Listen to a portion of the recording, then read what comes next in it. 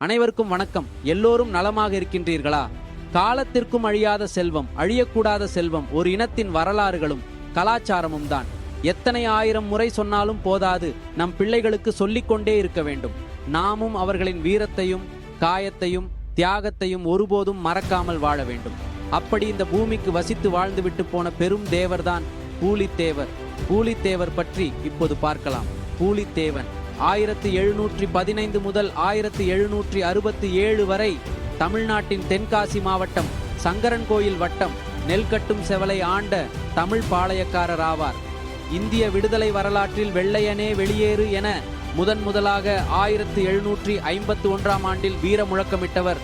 இதனால் இந்தியாவின் முதல் விடுதலை போர் என கருதப்படும் சிப்பாய் கழகத்திற்கும் முன்னோடியாக கருதப்படுகிறார்.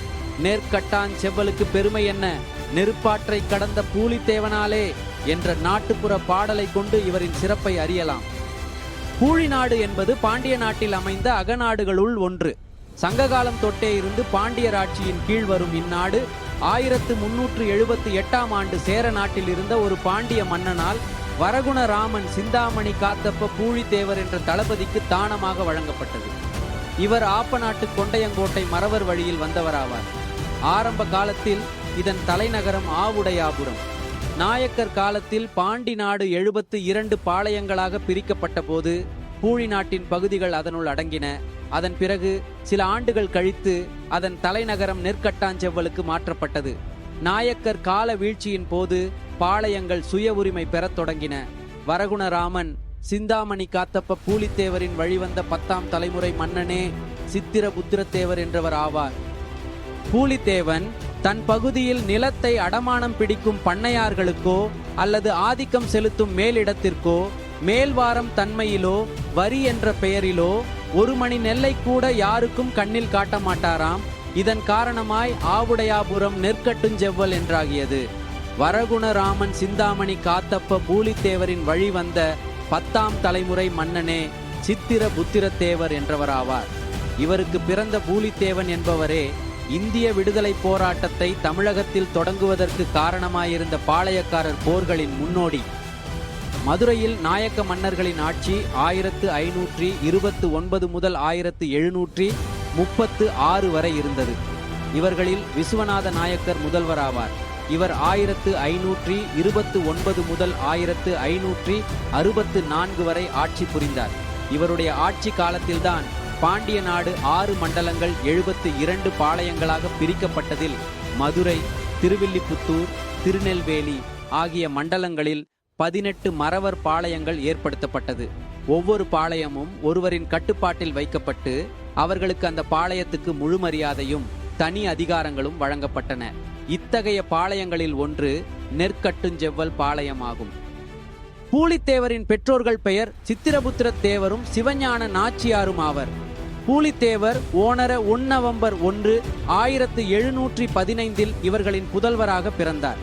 இயற்பெயர் காத்தப்ப பூலித்தேவர் என்பதாகும். பூலித்தேவர் என்றும் புலித்தேவர் என்றும் அழைக்கலாயினர். சிறுவயதிலேயே வீர உணர்ச்சியும் இறை உணர்வும் மிகுந்தவராக விளங்கினார். அவர் தன்னுடைய 6 வயது சிறுவனாக இருக்கும் பொழுது அவருக்கு முறைப்படியான கல்வி அளிக்கப்பட்டது. இளஞ்சியைச் சேர்ந்த சுப்பிரமணிய பிள்ளை என்பவரிடம் சன்மார்க்க நெறிகளை பூலித்தேவர் பயின்று வந்தார். மற்ற தமிழ் இலக்கண இலக்கிய நூல்களையும் கற்று தாமே கவிதை எழுதும் அளவுக்கு திறம் பெற்று விளங்கினார். அவரை பற்றிய ஒரு நாட்டுப்பாடலில் அவரின் உடல்வாகு பற்றி கூறப்பட்டுள்ளது. மாவீரன் பூலித்தேவர் 6 அடி உயரமுடையவர், ஒளி பொருந்திய முகமும் தின் தோள்களையும் உடையவர், பவளம் போன்ற உதடுகளும் மார்பும் இருந்ததாக அப்பாடல் கூறுகின்றது. மேற்கு தொடர்ச்சி மலையிலுள்ள புலிகளை கொன்று விளையாடுவதில் மிகுந்த விருப்பம் கொண்டு விளங்கினார். புலித்தோல் மற்றும் புலி நகங்களை அணிவதிலும் அவருக்கு விருப்பம் இருந்தது. இதனால் பூலித்தேவரை எல்லோரும் புலித்தேவர் என்றே அழைத்து வந்தனர். காத்தப்ப பூலித்தேவரின் திறமையை கண்ட அவரது பெற்றோர் அவருடைய 12வது வயதில், அதாவது 1726 ஆண்டு அவருக்கு பட்டம் சூட்டி அரசராக்கினார்கள். பின்னர் பூலித்தேவருக்கு திருமண ஏற்பாடுகள் நடைபெற்றன. அவருக்கு வாழ்க்கை துணைவியாக அமைந்தவர் அவருடைய அக்கா மகள் கயல்கண்ணி என்கின்ற இலட்சுமி நாச்சியார். கயல்கண்ணியின் சகோதரர் சவுனத்தேவரும் பூலித்தேவரும் இணைபிரியாத நண்பர்கள். பூலித்தேவருக்கு கோமதி முத்து தலவாச்சி, சித்திரபுத்திர தேவன் மற்றும் சிவஞான பாண்டியன் என்று 3 மக்கள் பிறந்தனர்.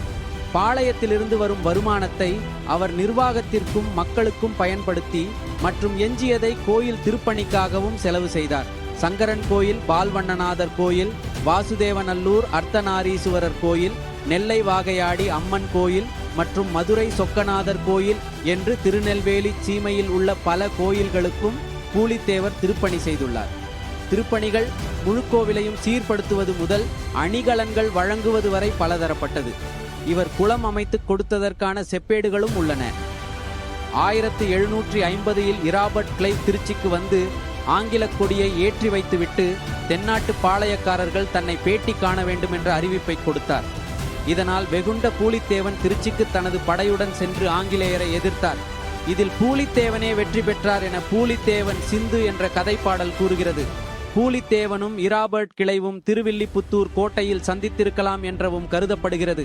1755ஆம் ஆண்டு கர்னல் கீரோன், கர்னல் அலெக்சாண்டர் ஹெரான் தம் கோட்டையை முற்றுகையிட்டு கப்பம் கட்ட கட்டாயப்படுத்திய போது தன்னுடைய நிலப்பகுதியில் வசூலிக்கும் உரிமை வெள்ளையர் எவருக்கும் கிடையாது என வீர முழக்கமிட்டு வெள்ளையனை விரட்டியடித்து முதல் வெற்றி பெற்றார். அதே ஆண்டில் களக்காட்டிலும் நெற்கட்டும் செவல்கோட்டையிலும் நடைபெற்ற போரில் ஆங்கிலேயரின் கைக்கூலியான மாபூஸ் கானை தோற்கடித்தார். அதனை அடுத்து திருவில்லிபுத்தூர் கோட்டையில் நடைபெற்ற போரில் ஆற்காடு நவாபின் தம்பியை தோற்கடித்தார். 1756 மார்ச் மாதம் திருநெல்வேலியில் மாபஸ்கானுடன் புலித்தேவர் நடத்திய போரில் புலித்தேவனின் உயிர் தோழன் மூடேமியாவை ஆங்கிலேயர்கள் துண்டு துண்டாக வெட்டி எறிந்ததால் மனமுடைந்த புலித்தேவன் போரை நிறுத்தி திரும்பினார். அதனால் மாபஸ்கான் திருநெல்வேலியை தன்வசப்படுத்தினான். 1765 அக்டோபர் மாதம் வாசுதேவநல்லூர் கோட்டையை தாக்கிய காப்டன் பெரிட்சன் புலித்தேவனிடம் தோற்றார். 1760ஆம் ஆண்டு யூசுபுகான் நெற்கட்டும் செவல்கோட்டையை தாக்கிய போதும் 1766ஆம் ஆண்டு கேப்டன் பவுட்சன் வாசுதேவநல்லூர் கோட்டையை தாக்கிய போதும் அவற்றை முறியடித்து வெற்றி கொண்டார். 1766ஆம் ஆண்டு தொடர்ந்து ஆங்கிலேயரிடம் தலைமை தளபதி பொறுப்பேற்றிருந்தவனும் கொடூரமான போர் முறைக்கும் பெயர் பெற்றவனுமாகிய கான்சாகிப்பால் பூலித்தேவரை ஆரம்பத்தில் வெல்ல முடியாமல் சுமார் 10 ஆண்டுகள் போரிட்டு அதன் பின் பூலித்தேவர் தோல்வியடைந்தார். அதன் பின் தலைமறைவானார். நெருக்கடியான சூழ்நிலையிலும் கூட ஆங்கிலேயருக்கு எதிரான போர் என்கின்ற வகையில் உதவ வந்த டச்சுக்காரர்கள் மற்றும் பிரெஞ்சுக்காரர்களின் உதவியையும் பூலித்தேவர் மறுத்துவிட்டார். பூலித்தேவர் ஆட்சி செய்து காலம் பாண்டியராட்சியின் முடிவும் நாயக்கராட்சியின் சரிவு காலமும் ஆகும். ஆற்காடு நவாப்பின் அத்துமீறல்கள், அதற்குள் ஆங்கிலேயரின் வருகை என்று பல தோற்றம் மறைவுகளை சந்தித்துக் கொண்டிருந்த காலம். இவ்வாறு பெரிய அளவில் நடக்கும் ஆட்சி மாற்றங்களால் சிறிய பாளையக்காரர்களுக்கு ஆபத்து என்பதை மன்னர் உணர்ந்தார். அதனால் அனைத்து பாளையக்காரர்களையும் ஒன்று கூட்டி அரசியலில் ஏற்படும் மாற்றங்களை பற்றி தீவிரமாக விவாதித்து பாளையக்காரர்கள் ஒற்றுமையாக இருக்க வேண்டியதன் அவசியத்தை உணர்த்தினார். பூலித்தேவர் திட்டப்படி அனைத்து பாளையக்காரர்களும் நாயக்கராட்சிக்கு கப்பம் கட்டுவதை தவிர்த்தனர். நாயக்கராட்சியும் வலுவிழந்து முகமதியர்கள் கையில் விழுந்தது. பின்னர் அது மகாராஷ்டிர அரசர்கள் கைகளுக்கு மாறி பின்னர் மீண்டும் முகமதியர் கைக்கு வந்தது. ஆனால் ஆற்காடு நவாபுக்கும் மற்றோர் முகமதிய அரசனுக்கும் இடையில் ஏற்பட்ட பூசல் காரணமாக இரு பிரிவினரும் தனித்தனியே கப்பம் வசூல் செய்ய முனைந்தனர். இந்த இரு பிரிவினருக்கும் நடந்த குழப்பத்தை பயன்படுத்தி பாளையக்காரர்கள் கப்பம் கட்டுவதை மொத்தமாக நிறுத்தினார்கள். இத்தகு சூழ்நிலையில் ஆற்காடு நவாபு ஆங்கிலேயர்களின் உதவியை நாடினான். இருவருக்கும் நடந்த ஒப்பந்தப்படி ஆற்காடு நவாபு வரி வசூலிக்கும் உரிமையை ஆங்கிலேயர்களிடம் ஒப்படைத்தான். அன்றிலிருந்து ஆங்கிலேயர்கள் இந்திய மன்னர்களோடு நேரடியாக போரிட ஆரம்பித்தனர். பாளையக்காரர்கள் கப்பம் கட்டாததால் கர்னல் கீரான் தலைமையில் கும்பினி படை மற்றும் ஆற்காடு நவாபின் அண்ணன் மாபூஸ்கான் தலைமையில் நவாபு படைகளும் கான்சாகிப் தலைமையில் உள்நாட்டு சிப்பாய் படைகளும் 1755ஆம் ஆண்டு பாளையக்காரர்களை தாக்குவதற்கு புறப்பட்டது. பேச்சளவில் இருந்த பாளையக்காரர்களின் ஒற்றுமை போர் என்றவுடன் உடைந்தது.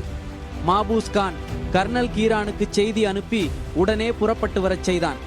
இருவரும் சேர்ந்து பூலித்தேவரின் கோட்டையை முற்றுகையிட்டனர். ஆங்கிலேயர் வசம் வெடிமருந்துகளும் துப்பாக்கிகளும் பீரங்கிகளும் இருந்தன. இருந்தும் பூலித்தேவரின் கோட்டையில் ஒரு சிறு விரிசலை கூட ஏற்படுத்த முடியவில்லை. மாறாக அவர்களிடம் இருந்த தளவாடங்களும் உணவும் தீர்ந்தது. இந்த செய்தியை தன் ஒற்றர்கள் மூலம் கேள்விப்பட்ட மன்னர் உடனடியாக கோட்டையை விட்டு வெளியே வந்து ஆங்கில படைகளை கொன்று குவித்து சின்னாபின்னமாக்கினார். ஆங்கிலேயருடனான முதல் போரில் பூலித்தேவர் வெற்றி பெற்றாலும் மறுபடியும் அவர்கள் தாக்குவார்கள் என்கிற காரணத்தினால் மீண்டும் பாளையக்காரர்களை ஒன்றுபடுத்த பூலித்தேவர் முயற்சி செய்தார். ஆனால் அவருடைய எண்ணம் ஈடேறவில்லை. பல பாளையக்காரர்கள் ஆங்கிலேயர்களை எதிர்க்க துணிவின்றி தங்கள் அரசாட்சியே போதும் என்கின்ற சுயநலத்தோடு ஒதுங்கிவிட்டார்கள். பூலித்தேவரின் கூட்டணி முயற்சி ஆற்காடு நவாபுக்கும் ஆங்கிலேயருக்கும் தெரிய வந்தது. உடனே அவர்கள் மற்ற பாளையக்காரர்களோடு தொடர்பு கொண்டு அவர்களுக்கு பதவி ஆசையை காட்டி தங்கள் வசப்படுத்தினார்கள். இதன் மூலம் சுதேசி படை என்கின்ற புதிய படையை உருவாக்கி அதை யூசுப் கான் என்பவனிடம் ஒப்படைத்தனர். இந்த யூசுப் கான் பிறப்பால் மருதநாயகம் என்ற தமிழன். பின்னர் நாளடைவில் மதம் மாறி ஆங்கிலேயர்களோடு துணை சேர்ந்து பின்னர் சுதேசி படைகளின் தலைவனான இவன் பதவி ஆசைக்காக அந்நியராட்சியை எதிர்த்து முதல் குரல் கொடுத்த மாவீரன் பூலித்தேவரை கடுமையாக எதிர்த்தான். 1755 ஆண்டு தொடங்கி 1767 ஆண்டு வரை பல போர்களை பூலித்தேவர் சந்திக்க நேர்ந்தது. பரப்பளவில் ஒரு சிறிய பாளையத்திற்கு மட்டுமே தலைவரானாலும் பூலித்தேவரால் ஆங்கிலேயர்களையும் கூலிப்படைகளையும் எதிர்த்து 12 ஆண்டுகள் போர் புரிய முடிந்தது. 1761 ஆண்டு கான் சாஹிபுடன் இறுதியாக நடைபெற்ற போரில் பூலித்தேவரின் படைகள் யூசுப் கான் படைகளிடம் தோற்றன. 10 ஆண்டுகளாக போராடியும் வெற்றி பெற இயலாத நிலையில் இங்கிலாந்திலிருந்து தருவிக்கப்பட்ட பேய்வாய் பீரங்கிகளின் உதவியோடு பூலித்தேவரின் கோட்டையில் முதலாக உடைப்பு ஏற்படுத்தப்பட்டது. அதற்கு பின் ஆங்கிலேய படை தளவாடங்களோடு கோட்டைக்குள் புகுந்தது. இந்நிலையில் வேறு வழியின்றி எஞ்சிய படைகளோடு பூலித்தேவர் கடலாடிக்கு தந்திரமாக தப்பிச் சென்றார். அவர் கோட்டையை விட்டு சென்றாலும் இரகசியமாக படைகளை திரட்டும் பணியில் ஈடுபட்டார். சில மாதங்களுக்கு பின்னர் பூலித்தேவர் மீண்டும் கோட்டையை பிடித்து பாளையத்தை சீர்படுத்தினார். ஆனால் இதையறிந்த ஆங்கிலேயர் நெற்கட்டான் செவ்வல் பாளையத்தின் மன்னர் பூலித்தேவரை பிடிக்க ஒரு நாட்டையே வளைக்கக்கூடிய அளவுக்கு பெரும் படையுடன் வந்தனர். 1767 மே மாதம் டொனால்டு காம்பெல் தலைமையில் மேஜர் பிளிண்ட், காப்டன் ஹார்பர் ஆகியோர் வாசுதேவ நல்லூர் கோட்டையை தாக்கினர். இத்தகைய பெரும் படையை எதிர்பார்க்காத நிலையிலும் பூலித்தேவர் நிலைத்து நின்று போரை தொடர்ந்தார். ஆனால் ஆங்கிலேய படை பீரங்கிகளின் முன் மன்னர் படையின் வாளும் வேலும் தாக்குப்பிடிக்க முடியவில்லை. குண்டுகளால் கோட்டை சுவரில் ஏற்பட்ட ஓட்டையை வீரர்கள் களிமண்ணும் வைக்கோலும் வைத்து அடைத்தனர். அதுவும் முடியாத சூழ்நிலையில் தத்தம் உடல்களை கொண்டு ஓட்டையை அடைத்து காத்தனர். ஒரு வாரம் நடந்த இந்த போரில் எதிர்பாராமல் அச்சமயம் பெய்த பலத்த மழையை பயன்படுத்தி மன்னர் தப்பிச் சென்று மேற்கு தொடர்ச்சி மலைப்பகுதியில் மறைந்து கொண்டார். 1767 ஆண்டு நடைபெற்ற இந்த போரே மன்னரின் கடைசி போர். பூலித்தேவரின் மறைவு பற்றி இருவேறு கருத்துக்கள் நிலவுகின்றன. மன்னர் தப்பிச் சென்றாலும் அவர் உயிரை குறியாக கொண்ட ஆங்கிலேயர்கள் அவரை தீவிரமாக தேடினர்.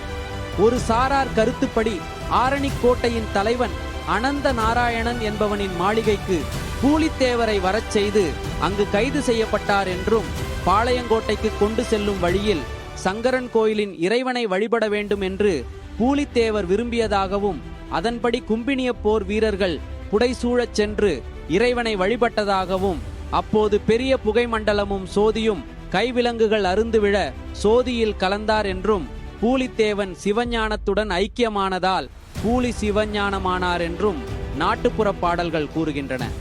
இன்றைக்கும் சங்கரன் கோவிலில் உள்ள சங்கர நாராயணன் கோவிலில் பூலித்தேவர் மறைந்த இடம் என்று ஒரு இடம் பாதுகாக்கப்பட்டு வருகின்றது. மற்றொரு கருத்து, பூலித்தேவர் ஆங்கிலேயரால் கைது செய்யப்பட்டு தூக்கிலிட்ட செய்தியை மக்கள் அறிந்தால் அவர்கள் கிளர்ச்சி செய்யக்கூடும் என்பதால் ஆங்கிலேயர் இதனை இரகசியமாக செய்திருக்கலாம் என்று நம்பப்படுகின்றது.